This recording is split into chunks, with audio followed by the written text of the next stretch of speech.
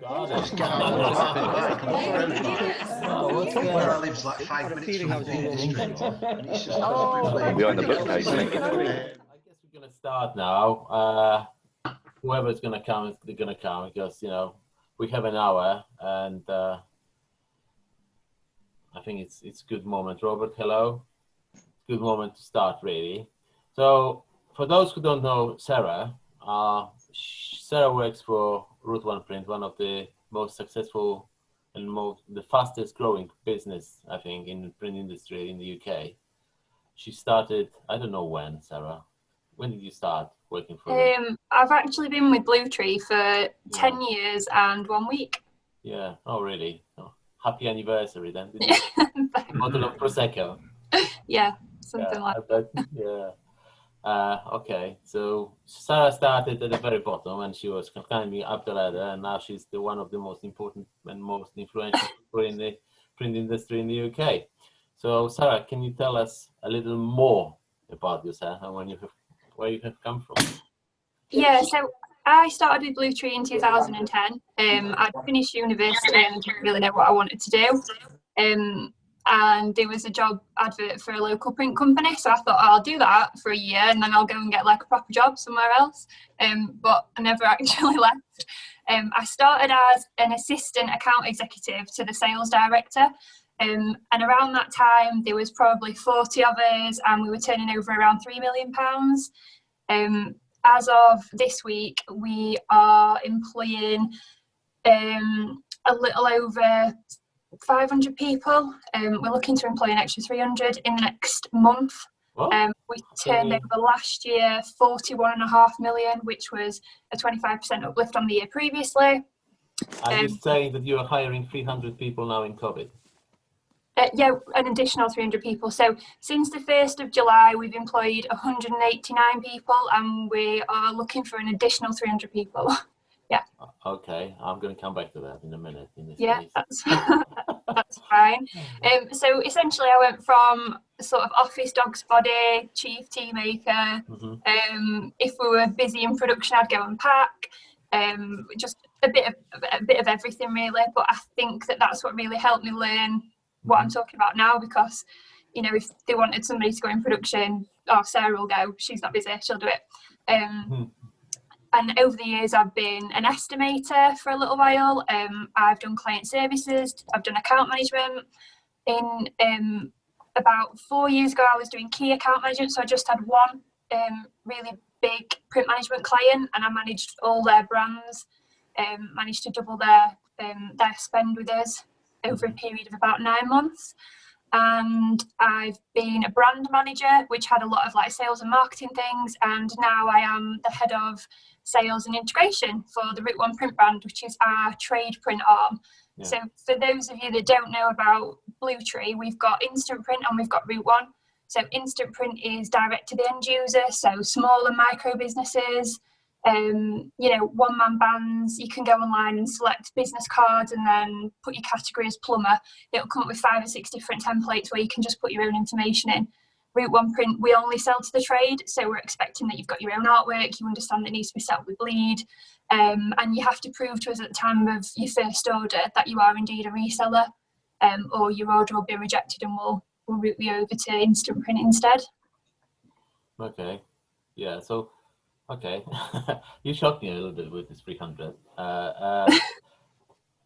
In this case, in this massive conglomerate, as you just said now, about 1,000 people together, what is the average age of everyone at Bluetree?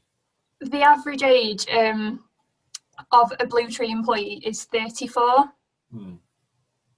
I was quite surprised that that's gone up. So 5 years ago, it was actually at 32, but I suppose we don't have a massive churn rate, so the staff are just getting older. Like I am definitely at the top end of the age bracket of my department in particular. I think there's around 45 of us that work on the Route1Print brand specifically, and there's probably 4 or 5 people that are my age or above. Everybody else is considerably younger, which is always quite interesting because we get a lot of comments about how young the team is, and it's not uncommon for us to go to something like the print show and be asked, oh, so do you actually work for Route1Print then, or are you just doing the shows for them? All right. Like, no, we are the staff. We work there. Oh, man. Adam and James, who are the directors and owners, they're also in their mid-30s, early to mid-30s. So as a team, I like them. Yeah, we are pretty young, yeah. Yeah. So what are the advantages or disadvantages of young age? I think the advantages are that we take a lot of people on that haven't got any bad habits. So we tend to find, and I mean, it's got its positives and negatives, but there's a lot in the industry of, well, that's how we've always done it, but this is how things are done, and yeah, but this has always worked for us. If anybody follows any of the sort of press coverage that we get at Blue Tree, doing things the way that they've always been done is not something that we do. We look and try and find the best way to do things, what we think is the best way to do things. So bringing people in at 16, 17 straight out of school, it enables us to almost mould them into the type of person that we require. There's a big focus on what we call our company values, and it really means we can just instill into those individuals that the values come first.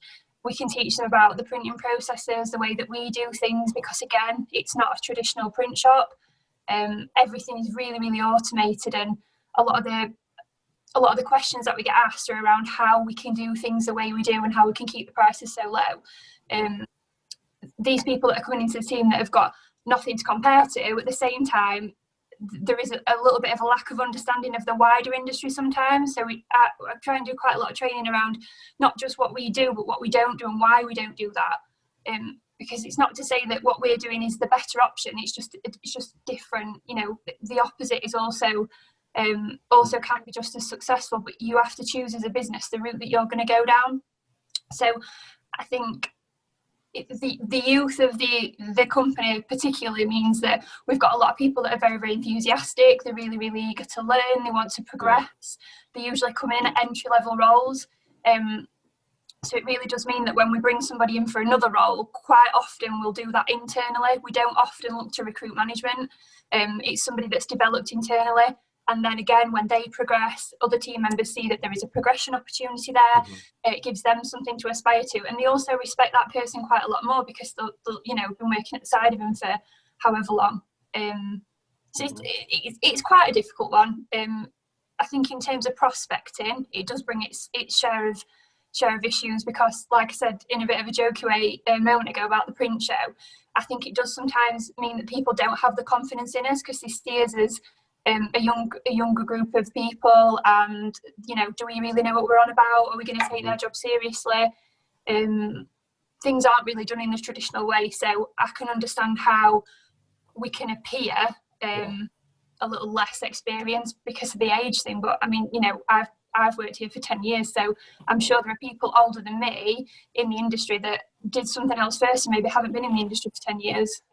Well, then you cannot argue if you can be younger than the average printer, let's say, but your success proves that you guys know one or two things how to do right. Yeah. With the speed of growth and you're taking over pretty much entire industry slowly here in the UK. It's just incredible. So I'm sure you know what you're doing. So no one can deny that. So how COVID-19 affected your business? I think the same as everybody else initially. It definitely took a hit on the sales. That was the first thing that we started to see. The sales were definitely starting to dip. And depending on who our clients were, because we are dealing with resellers and those resellers generally have a bit of a specialism, certain of our clients were affected more than others. So we had to really think about how we were going to support our clients. So for us, it's a bit of a tricky one because our clients are our sales team in essence. So if our clients aren't performing, we aren't going to perform. We make it very clear that we aren't going to go out and try and compete with our clients. We're not going to go and try and get that end work. So we've really got to push and encourage our clients to win the work that's out there, because if they don't win it, we're not going to get it. There's a lot of competitors of ours in the market, a lot of other printers that go and try and get that direct work. So if they're doing something that our clients aren't doing, we're going to suffer as a result of that. So we spent a lot of time reaching out to clients and just calling them and asking, how are you getting on? What sort of things are you doing? Have you got any challenges? Is there anything that we can help you with? Just trying to get as much information as we could. Are there things that you're being asked for at the moment that you can't fulfill? Is price the issue? Is lead time the issue? And off the back of that, we launched quite a lot of products that we called like our COVID products. We did face visors, floor stickers were tremendously popular. We were having to wait for the stock to come in before we could print it, because the stock was just not out there in the market. We ended up buying directly from the manufacturer, like tons and tons and tons of it on a 2-week lead time, and just rolling over that that order coming in, even if we didn't have necessarily the work lined up, because we knew, as reactive as everybody was being to the government decision, that overnight we could just get an absolute influx of floor stickers, which was something that we hadn't run previously. That then lent itself to window stickers and some window clings. What else did we do? The face visors were probably quite a big one. We managed to secure quite a large volume of the PET that we needed for those. So then we decided to put the like sneeze guards that were surrounded with Correx. So we launched quite a lot of those. And in the background, Adam and James, our directors, had decided that they'd seen a really good opportunity with regards to PPE, and the government were reaching out and asking people, is there anything you can do to help the NHS? So initially that started with the face visors, but we realised pretty quickly that we didn't have the cut-in facilities to be CADing that amount of plastic, that amount of Correx, and the manpower really to be putting them together. Okay. So the decision was made, we were going to decide to invest in some kit to produce the grade 3 medical masks. So quite early on into lockdown, there was a lot of coverage about the NHS getting loads and loads of PPE from Turkey, and then it ended up being rejected. And it became apparent that there is no one in the UK that can make these grade 3 medical masks. So Adam and James, being the sort of people they are, thought, right, well, we'll get onto that. We bought some machines. We obviously really wanted to support the NHS and the wider country and the need that was there, I suppose. But when you think about it, a business card and a face mask, it's not really that different. So a lot of what we do is like standard process. So it's a standard product that's being ordered again and again and again. And once we realised that we could do that and the concept was there and we got the sign off, we've just multiplied. So we've just bought more and more and more of their face mask machines. So that's been really good in the background, as keeping the business afloat, to mean that we can really focus on what we're good at, which is dealing with our clients, finding out what they need, supporting that need. And we've seen sales start to come back up again to a decent level. So it's definitely helped us, the fact that I suppose almost the pressure was a little bit off. I mean, I'm not going to say the pressure was off completely, because with sales like that, there's only so long that people can run for. And unfortunately, we've seen quite a few casualties in the industry. It's heartbreaking when we ring our clients and they say, oh, actually, we've had to close because we just can't do it anymore. It's not nice conversations to be having, but, we've got to keep going with it. And we're reaching out to these people now and saying, right, well, come on, we'll send you a load of reseller packs. I know you're not doing what you're doing now, but why don't you just start out as reselling? You don't have to have any print equipment. We can do that for you. We have this big push around our factory is your factory. So see our factory as an extension of yours. We're just trying to keep everyone going really as much as we can, because like I keep saying, if our clients don't succeed, we don't succeed. Yeah. So it's your, as I understand, the biggest client of yours at the moment is NHS, and it's the PPI, the hottest area of your new production. Is this what you're basing your production on right now? Yeah, so a lot of the new starters are for the PPE side of the business. I mean, we bought a factory across the road about 12 months ago, and the plan was always to extend the finishing capacity within the business during the two building together with a corridor. Yeah. And that was all sort of going out for tender just before COVID hit. I mean, we had a really good open day with V-Press and UK Members. We had a lot of our clients there, and we were sort of telling everyone, the next time you come here, it's all going to be set out as a finishing department, and we're going to have all this extra kit, and we're going to have training rooms. The tenders all went out, and then when everything happened with COVID, again, Adam and James, quick decisions, right, what we're going to do? I know, we'll turn it into a clean room. So that building now, luckily, that we just sort of had waiting to do something with, we filled it with face mask machines. We've got training facilities in. We've got a trainer that does like full inductions with them. And yeah, the big push at the moment is on the masks, and we're going the extra arm of the business. So all those 300 people you're employing now, or whatever number, cosmic size, you are employing for this particular reason? Not all of them, no. So I think of the just under 200 people that we've employed since the 1st of July, I think about 150 of them were for the face mask and 50 were for print, for production, and split between Route1Print and Instant Print, a couple of like devs for our core department. And then the additional 200 people that we're looking to recruit, again, heavily weighted towards face masks, but not entirely. There's a number of vacancies at the moment that are all print or account management, that sort of thing. Incredible. I think you're the only printing employer who employs so massively right now, you know, en masse. It's just an incredible story. Okay, so let's turn a little bit, because one of your advantages is that you have pretty much every machine created in the world sits under your roof. So, because you know everything about those machines, can you tell us?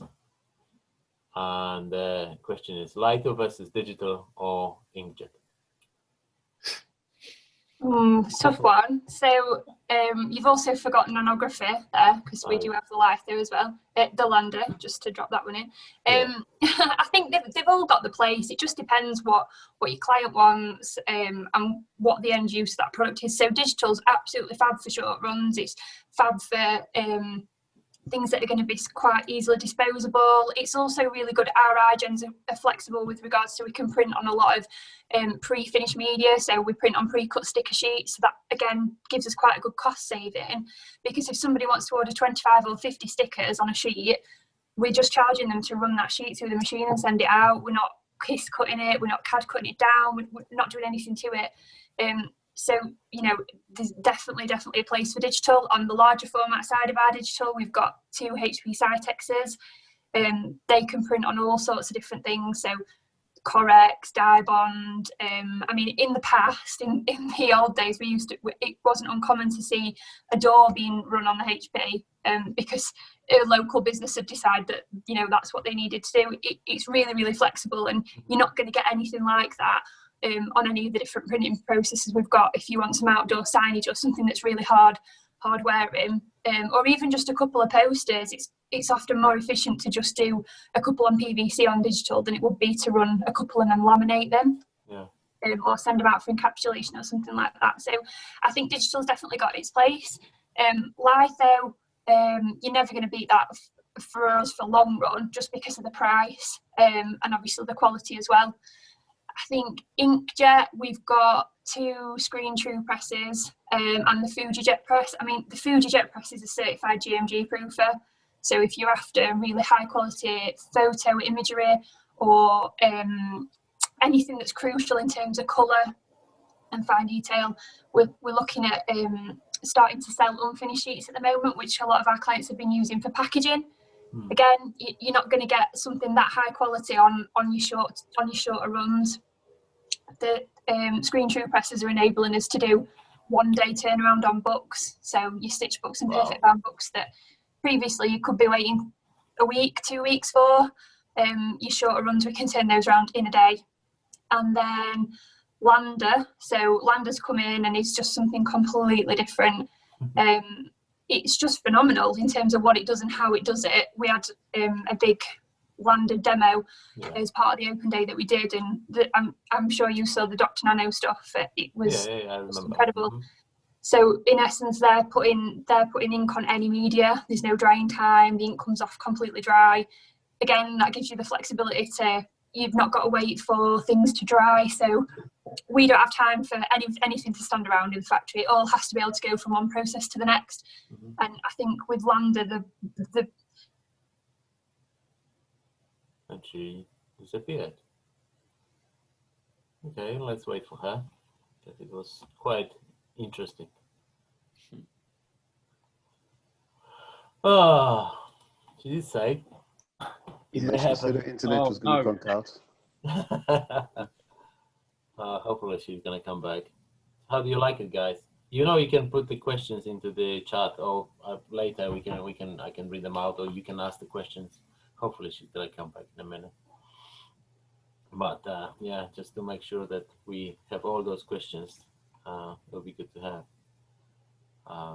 available. Sarah knows she's lost her connection, I wonder. Yes. She's gone, just she's disappeared, rebooting, yeah. so, yeah, she's gonna come back. Yeah. And we have fishing tips from Warren. I thought there was actually orders, aren't we? No, We have food orders. If he No lands tips. a fish, Yeah. if he lands a fish during this session, I'm running out in the street and showing my ass. All right. Hang on, wait. There's 2 other guys in the boat. Get catching fish, people. We got a guy who's going to run around the street for us. Just you faker. Oh, just me. I'm the captain. I'm the guy. I was Shouldn't a you have a bit little peak cap on? Yeah. In the meantime, it's so nice out here. We have a beautiful large loon over there, and we have the 2 siblings over there. It's beautiful out here. It's my office on the water. We hear the loons. I was a bit concerned about Warren's feed, actually. I thought it might be a fishing site. Yeah. Could be. The print is just to write off the fishing. Yeah, next thing I know, you'll be hacking into everything we've got here. Yeah. Come on. No blue sky here. I'm just texting Sarah. Okay, yeah, I was going to call her now to find out. How's she doing? Doesn't happen in a real pub. No, I know. Unless you're properly drunk.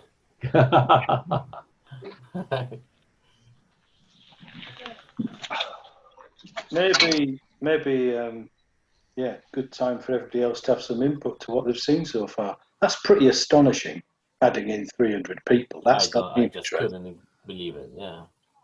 How many printers can handle that, really? And they were really equipped, you know, they had this building. You remember, Paul, when we were there in February? Could I have jinx anymore? Yeah, hello. Hey. Hi, Sarah. Good to see you back. Quick commercial break. Yeah. You don't believe you were really cut off at all. You said you were going to do that. Huge.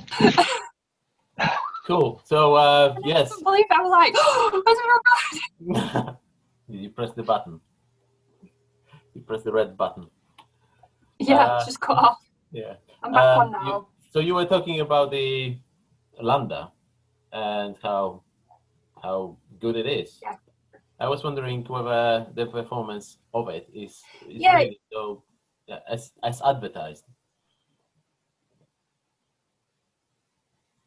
Well, we've certainly found it has. I mean, like I mentioned, we don't make a lot of traditional purchases, and sometimes the things that we buy the product for isn't necessarily the use that it's advertised for, I suppose. So with the Lander, one of the really, really big pushes on the Lander is the colour gamut and the quality, but we've not necessarily bought it for the quality, we've bought it for the gap that it fills for us between digital and litho. So the top end of digital and the bottom end of litho is always something of a bit of a grey area, so you can see where you make your money, and that's always your dip. So we wanted something that was going to make us a lot more competitive on that middle ground.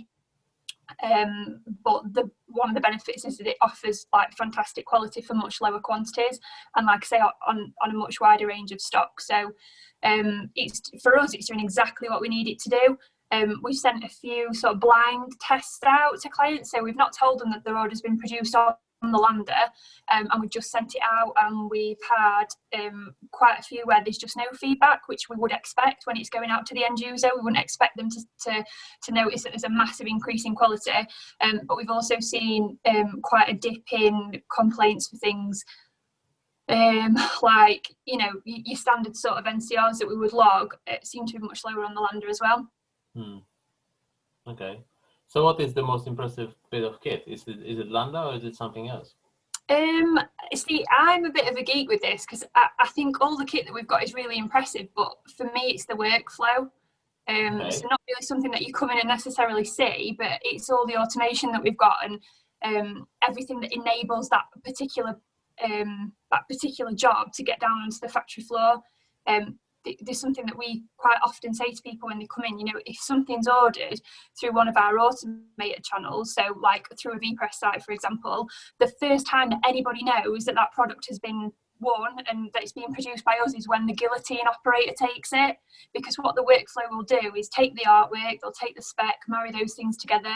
Because it's come through from an automated channel, it's already pre-approved, so there's no studio impact or anything like that. It'll go through into print. Print it'll get laid up either on litho, so it'll go through metrics, which is a system that we've got that just gangs things up together. If it's digital, it'll just go onto the running order and just be printed whenever that stock gets loaded into the press. And until the guillotine operator takes it and cuts it down, nobody's really touched that job. So for me, that's amazing. And that is much more impressive than, yes, we've got some really, really fantastic kit and it works at massive speed and the quality of it is phenomenal, but you can put all that in anybody's factory, but if they don't have that automation and they don't have that workflow that's going to make sure that the colour's correct for whichever press it's going down, it's going to make sure that we run it at the right time of the day to make sure it's still going to go out that evening because of the complexity or however simple the finishing is. If you've not got the workflow, if you've not got the automation, I mean, we've got waste extraction on every cut point, for example. So we don't have somebody going around emptying the bins because one, that's going to get in the way. Two, you're going to be employing somebody constantly to empty bins. All that automation and all that thought through, all those little bits, your marginal gains on everything is what I find the most exciting, I suppose, and the most impressive. And I think that's certainly what we get a lot of comments on when people come into the warehouse, how few people we've got about to say how many jobs are going out from the factory all the time. Yeah, I must say that I was impressed with that. You had more machinery than the staff, pretty much, you could say. There was when I was there, it was just, a massive park of machines. It was great. It was great view. So what was the best job you've been involved in? Most impressive? You must have seen a few. I think, yeah, I mean, over the years, so like going back into when I first started, we were much more of a traditional printer. So there was your quite obvious ones where I think one of the first jobs that I helped the sales director put on was something that came through a print management shop for the Disney shop, and it was scented inks, and we screen printed it, and all the different posters got a different scent to them.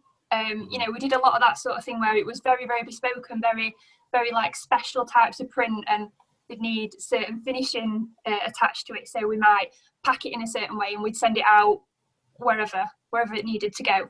I think that's always quite impressive to be involved in. But then, you go to the shopping centre at the weekend and you think, oh, we've printed that. Oh, we've printed that as well. Oh, actually, yeah, we've printed that one as well. So I think these things like that, like your 3D, your Christmas things are always really special. But again, I think for me, one of the most impressive feats that we did was an integration with one of the bigger print management companies. The integration was completely bespoke, and it enables the print management's end client to order product while they're in store, just as and when they need things, and orders come down to us for really small quantities and nobody touches it. Again, the first time anyone sees that job is it's in production. So I'll run a report at the end of every week or the end of every month, whatever the client requires, and I'll say these are the jobs that we've produced for you this month. And my client has really not a great deal of involvement in that whatsoever because his client's ordering it directly. We're producing it, and unless there's an issue, which again, with it being automated, you're taking out that level of human interaction because we make the mistakes, putting the job in wrong, or we might put the wrong quantity or put the postcode in wrong, or your end user might do that. There's none of that because it goes straight from whatever store, it picks up on the location of that store and the product goes directly to them. I think previously they were printing hundreds of thousands of product and putting them in warehouse, so we can actually get the product out to them print on demand quicker than they could request it from their warehouse. Wow. without the need to store it, without the worry that the stock's going to go out of date because the terms and conditions are going to change, or something's going to get damaged, or they're just going to rebrand. And again, it's just wasted money, because then that storage company are then going to charge you to bin it.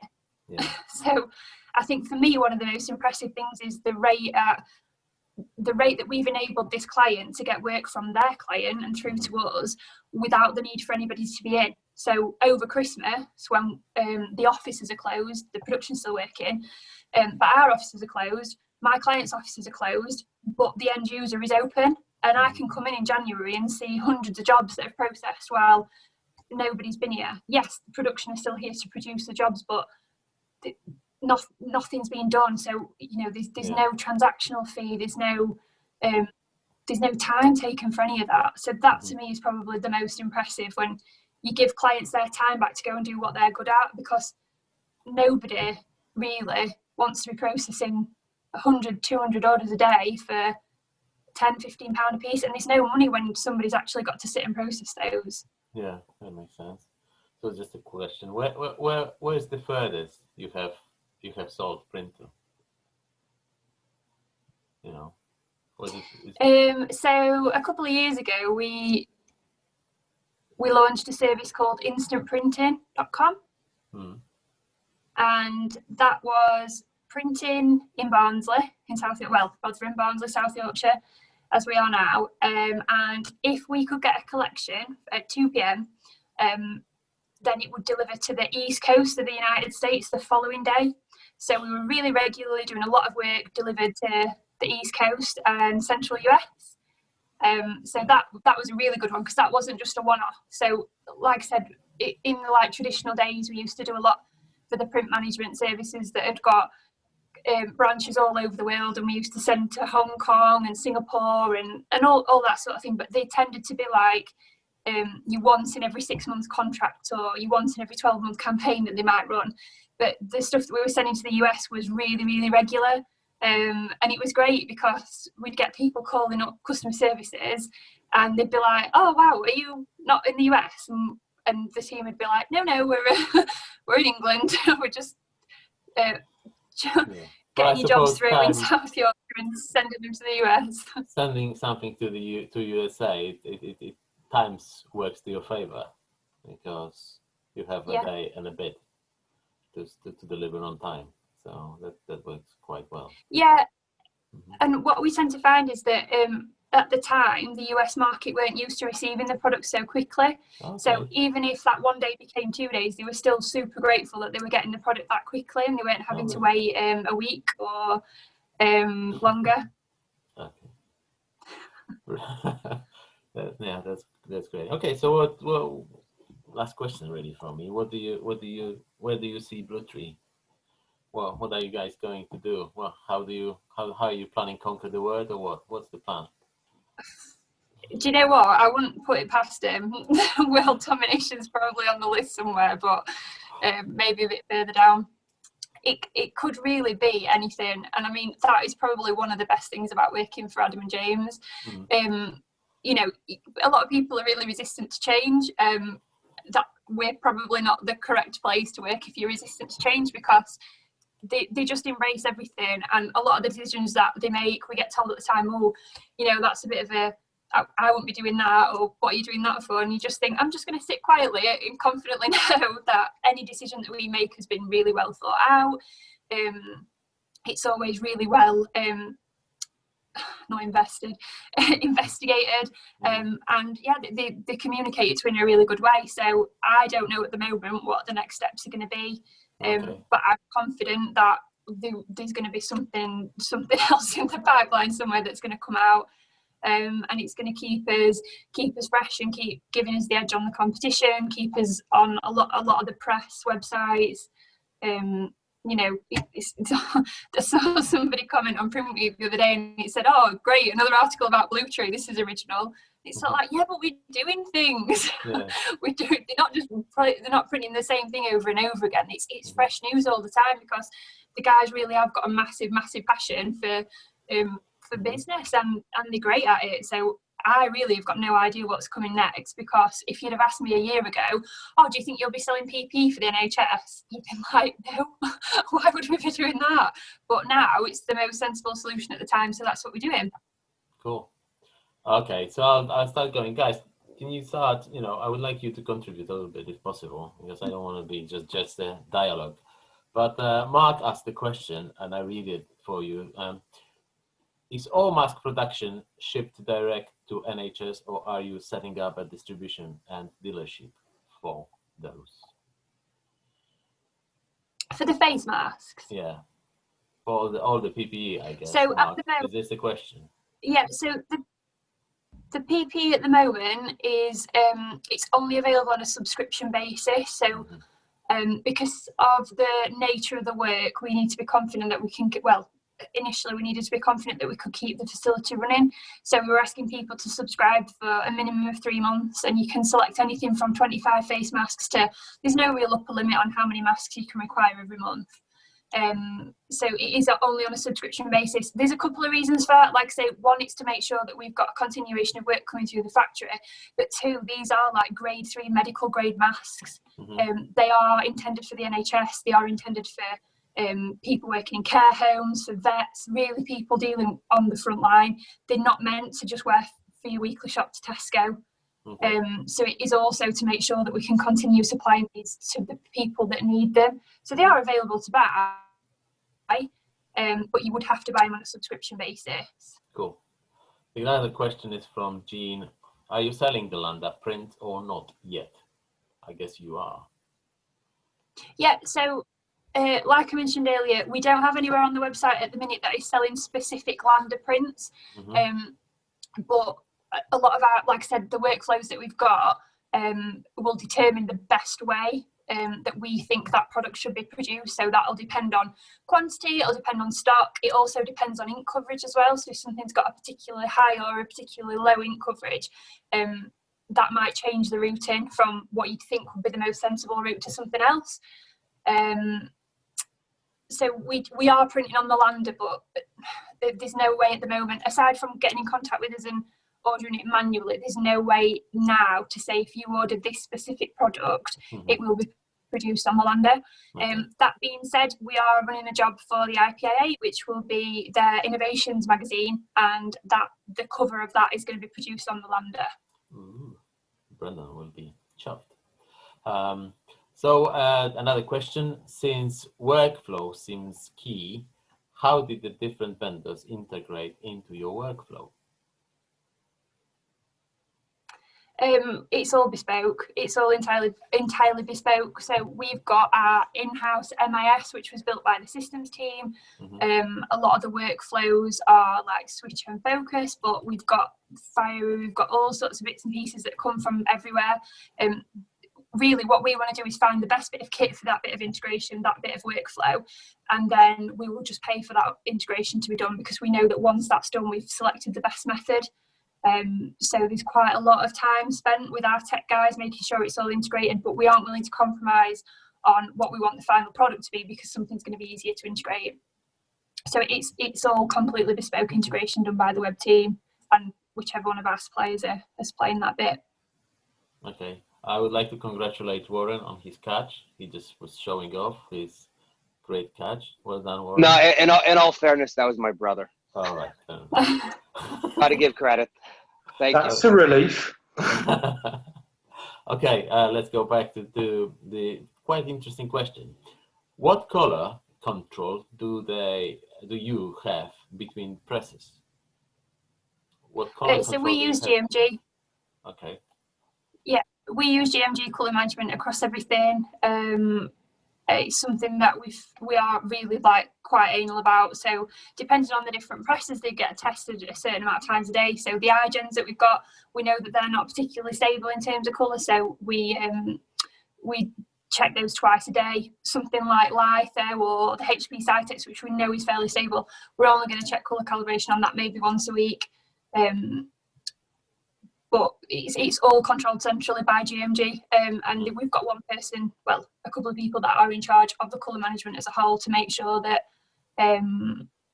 things are in line. So don't believe anyone when they tell you that colour management will make everything be exactly the same colour, because it won't, but it certainly brings the tolerance in to what we would call like a commercially suitable level. Okay. So Robert asks, how is Brexit affecting your business? And do you do business in the EU? Yeah, we do some business in the EU, and when Brexit started lowering its head the first time around, we made quite a few changes to make sure that we were adapted well for that. So silly things like we moved from DPD to FedEx for our EU deliveries because it's all paperless, so we find it a lot easier and it's a lot better for our clients to receive a delivery from FedEx than it is to receive it through DPD. That was something that we did quite early on. We did all the legal bits and bobs that we needed to be doing. We've got options for people to deal with us in euro as well. If there's any clients that makes it slightly easy for, but I think as a whole, we're not expecting to be hit by Brexit as much as probably some other businesses. Again, right in the early days, we took the second unit that we'd got just lying around and we filled it with stock. So we made sure that we got 6 months of everything that we possibly needed, be it toner, blankets, every bit of kit that we would possibly need to buy in the next 6 months, toilet rolls, everything was in the unit next door. That was just a contingency measure to make sure that the borders didn't do something weird and we struggled to get paper in, or we struggled to get ink, something like that. But as a whole, I don't think there's going to be much of an impact for us. Okay. So another question from Robert, because he always asks more than one. Do you offer creative services such as production design or branded products? So as Route1Print, we don't offer any sort of artwork creation or anything like that, because we are dealing with resellers. We would expect them to come with their artwork. Instant Print, who are dealing with the end user, they have got a personal artworker service, so you can ask for a bit of design work to be done by them and it's just chargeable, depending on the amount of time. But no, Route1Print, we would expect we can do some tweaks for you. So if you send your artwork over and maybe the size needs changing slightly, or there's something that we need to do to it to make it print ready, we'll come back to you and say, you know, this is slightly too big, would you like us to crop it down, or you've sent it over at the wrong ratio, do you want us to blow it up or minimise it? We can do things like that, but the creative design side, no, we'd definitely send you over to some sort of design agency. Okay, thank you very much. There's a guy called Calvin Bell asked the questions. Is there a need to have different trade and direct print companies? Yeah, I think so, because there's got to be some competition in the market, but not everybody's suitable to do everything. So us in particular, we are quite rigid. So you can have a flyer, but it's got to be an A size. It's got to be on one of our set stocks. There's always going to be room for the market for somebody that's going to go, do you know what? Tell me any paper that you can find on the website on I don't know, GH Smith, and I'll go and buy it for you and I'll print on it. We're not in a position where we can do that because the amount of revenue, the amount of jobs that we have coming through every day. So there's definitely a need for direct print companies as well. It's not just that, but some clients are going to feel more comfortable going into more of like a traditional print company, because they can do things like press passes, which again is something we can't, because the workflows control when things are run. I can't say to my client, all right, yes, so place this order today and you can come in at 4 o'clock tomorrow and press pass it, because within half an hour the system might have decided that they're going to run the 150 gram on litho next. So I can't say to the client, you've got to get here in an hour. There's always going to be direct print companies that can offer things that we can't, and it's up to the end user really to decide where they want to get each bit from and why. You know, it's like, it's not comparing apples for apples really. Okay. Can I ask on that point, Sarah, if you have a job that you can't do you have a process that sends it back to the people that are sending you trade work? Do you bounce it back out, or do you just let it lie because it's not something you can deal with? No, I mean, we have to be careful because we have so many clients. We can't look to be favorited, like having a favourite out of the clients that we've got, but we'll try and encourage people to use other printers that if we know of somebody, especially if it's not competition for us, you know, there's no reason why we wouldn't go and say, oh, why don't you try person because they're really good at this particular process, or they can really help you with this bit that we can't do. Alternatively, we might say to the client, well, we can't do that, but what I can do is I can print you the sheet, and if you tell us a finishing house, we can deliver it to that finishing house for you.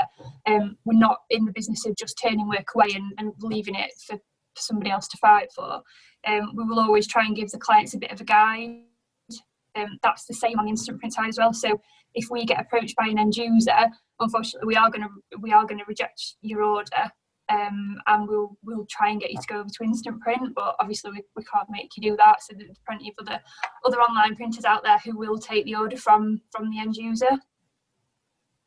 Okay. So how long before the Landa pays for itself? Another question. How long before the Landa press pays for itself? Pass. I don't get involved in any of the commercials for buying the print. I can tell you that we've got quite a aggressive depreciation policy, because we know that the presses aren't going to hold the value, I suppose, for what we bought them for, but it's part of a bigger picture for us. So we're buying it to fulfill that bit of need that we need in the factory. And I don't even know how we would directly relate that revenue to the lander, because like I say, you could place a job today and it might get printed on the lander. You could place another job next week that's exactly the same spec but slightly different artwork, and it's not going to go on the lander. Mm-hmm. Okay. Yuri asked the question, are your factories temperature and humidity controlled? Yes, so we find that the iGens are really, really temperamental. So we've got what we call the iGen room, which is 4 iGens in a complete temperature and humidity controlled room. That's a lot colder than the rest of the factory, because like I say, we tend to find the iGens are quite temperamental. But the rest of the kit is set out in the wider factory. There is temperature and humidity controls out there, but it's not as stringent as the ones we've got in the iGen room. Okay, cool. Neil asked, do you compare pricing across the internet? Yeah, so we do things like market temp, and we ask for a lot of feedback from our clients as well. It's not always about the price though. I suppose, especially at the moment, a lot of other printers are selling for, as far as we buy materials pretty cheap. They're doing it for cost.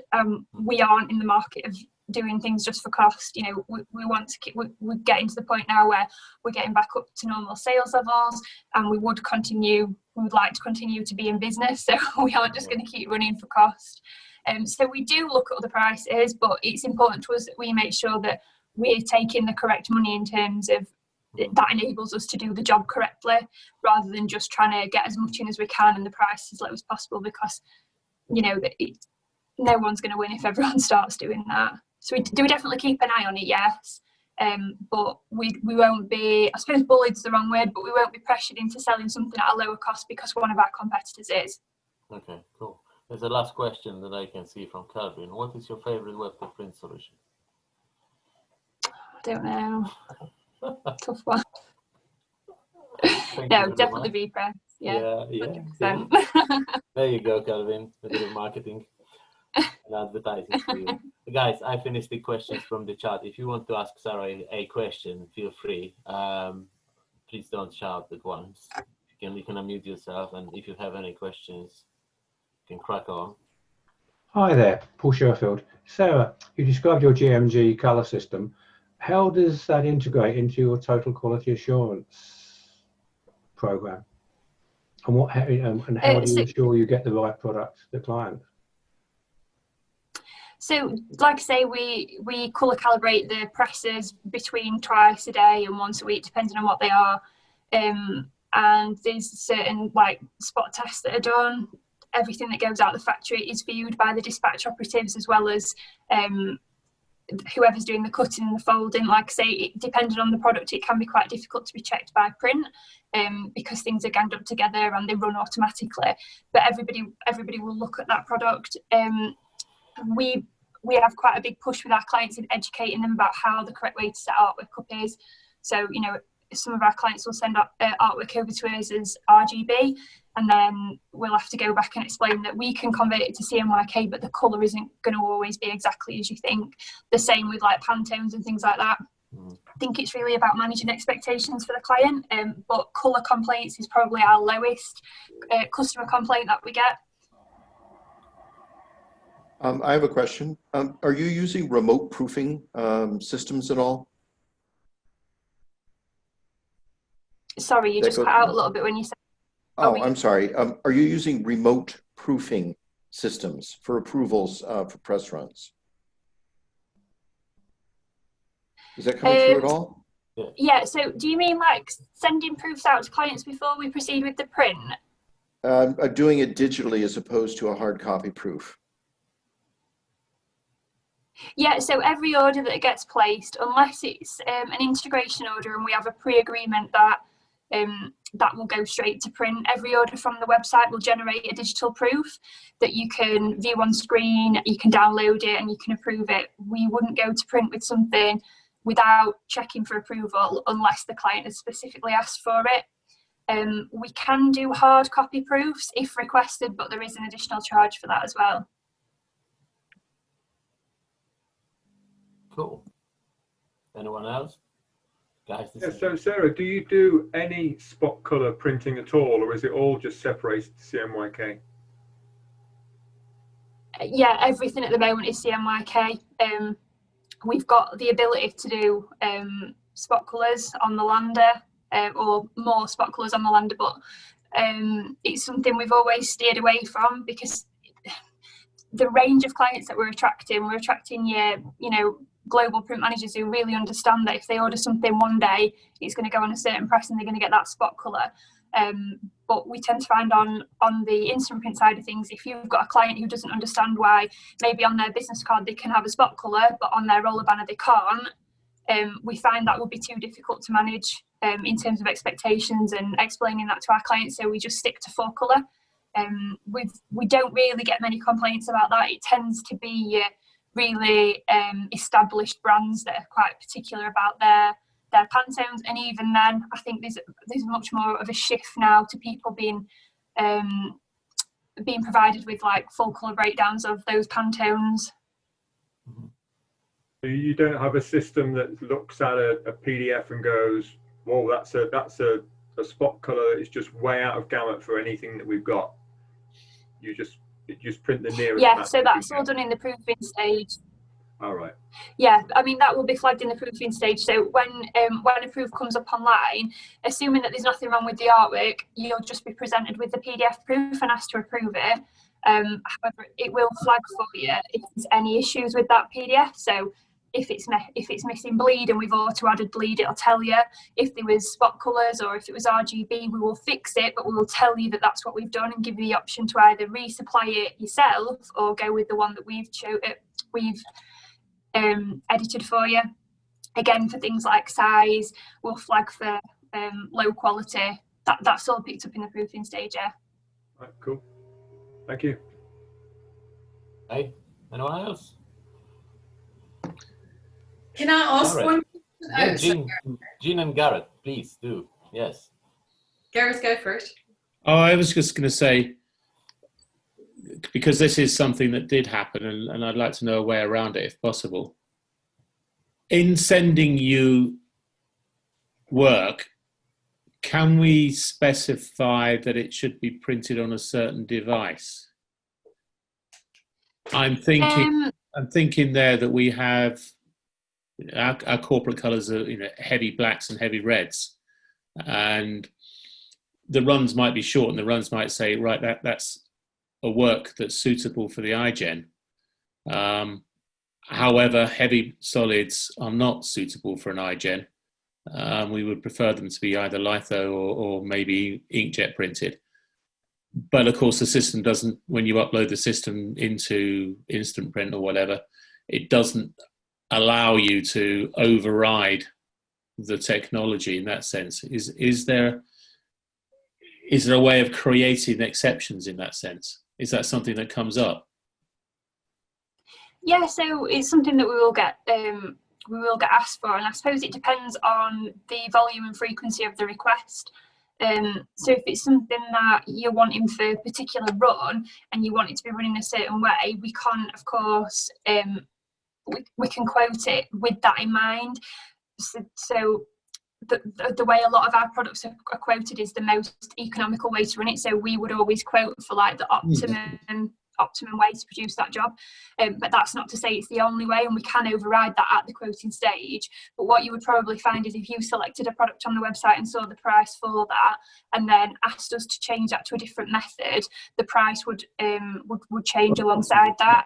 So yeah, no, it's just something that's come up, and it's sort of, it would,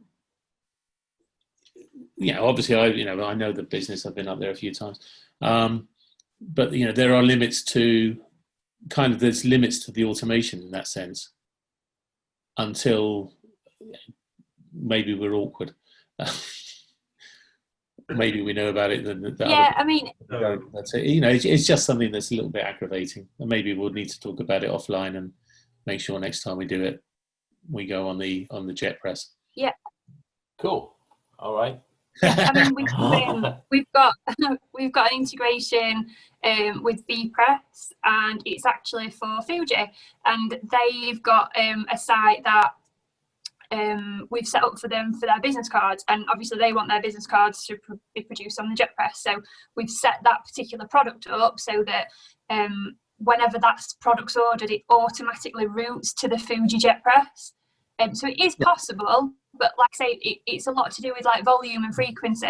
So if somebody's ordering really regularly and we set something up, then it means we can make sure that product will always route to that press. Similar with one of the other integrations we've got for one of the banks, which is through a print management. So they have to make sure that the colour is signed off and the paper whiteness is signed off and everything else. And the only way we can produce that job is by running it through our screen true press. So when we run the screen true press, when we run their jobs, again, their SKU says this must be run through the true press. And it's only in case of like something being down that we would move that over to a different press. So it's definitely possible. You just need to make us aware at the time of inquiry rather than at the point of order. So if you send an order over and say, oh, by the way, that needs to be printed on the jet press, it's too late. Then that's going to be a lot more difficult for us to manage than it would be if you were to say, right, I'm wanting to order this job with you, but I would really want it to be on the jet press. Can you give me a price and a lead time for that? Cool. I do have experience elsewhere of putting in software or a workflow that will take a spot colour and by default only send it to a particular product. It is doable. Thank you, Paul. Thank you for your additional comment. I'm not a bloody jet press either, Stevenson. All right. Jean, you wanted to say So, something? yeah, I just wanted to ask Sarah. Sarah, how do you promote? I know you've got a lot of clients and you're very well known in the market, but do you have salespeople that go out there and promote? How do you promote yourselves? What's your kind of go to market? You got a new press, you got this. How do you go and promote yourself out there? Or how do your salespeople, or I'm just kind of intrigued on how you go about doing that. So we do go to our fair share of networking events. The print show is a prime example of that. We go to a lot of the IPIA events. Being a member of the IPIA, we find those incredibly helpful, getting us in front of different people. But really, a lot of what my client base has come from over the years is word of mouth, and the industry is quite incestuous and people do move around. Dealing with a client over a number of years and then them upping and moving to a different client and sort of taking us with them. The client that we were dealing with previously are going to keep us because we're their supplier. And then when somebody moves over to a new company, we take them as a customer as well. So I suppose a lot of it is through word of mouth, but we have got a fantastic marketing team who send out really regular mailers. We do a lot on the website, and we do face our fair share of stumbling blocks when it comes to advertising, because we can't really bid on any keywords such as like flyers or posters because we are trade printers, so we're not trying to attract the work from the general public. So that is in itself quite difficult. But yeah, I'd say predominantly through a lot of networking and marketing events and word of mouth. Great. Thank you. Thank you very much. Yuri, you wanted to ask a question? Yeah, one question. Have you ever calculated how many square kilometers or square miles of print you produce in a day, in a week, in a month, in a year, and sort of how big that is?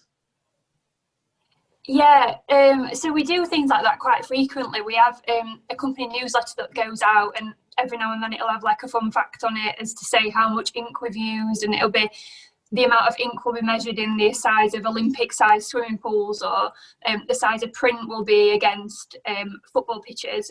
Yeah, it is something that we have had, to be honest, but I think we get that many of them, and they're that quirky depending on which press it is and how it's being run. I can't really think of any off the top of my head, but I can definitely get back to you on that, because we do, you know, the amount of jobs that we do a day and the amount of paper that we print on is pretty amazing.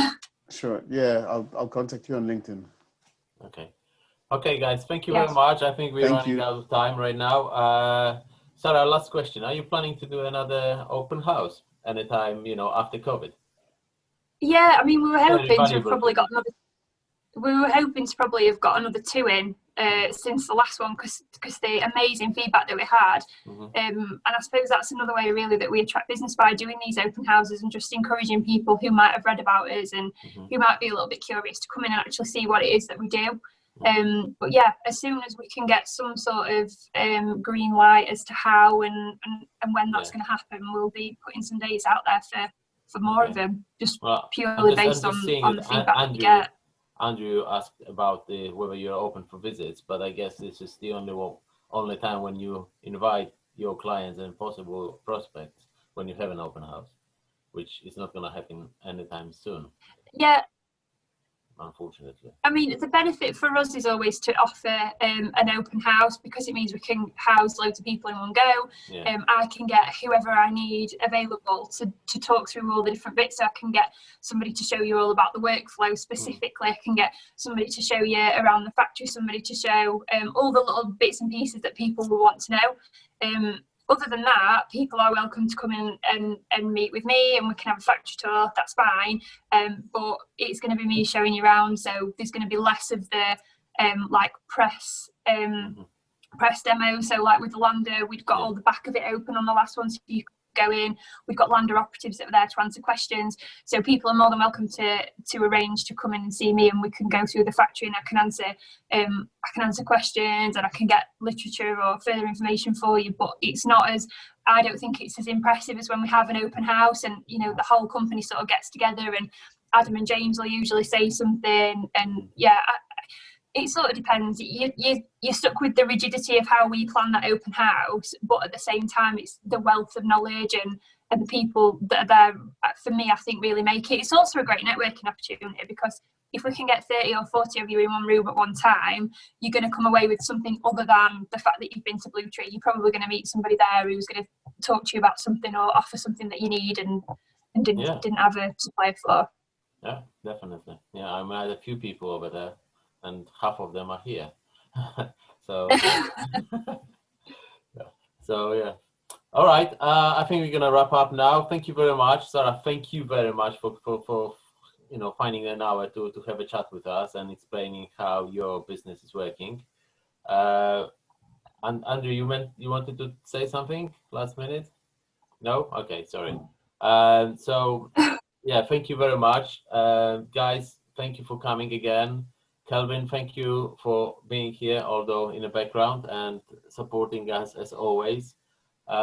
Next week we're having Marion from IPAA, and we'll be chatting with her about her kind of experiences. So it might be quite an interesting session as well. Please visit us and follow us on LinkedIn. And again, stay safe and see you next week. Thank you very much, lads. Bye. Thank you, Sarah. Bye. Bye. Thank you. Yeah, thank you. That was Excellent great. session. Thanks. Thank you.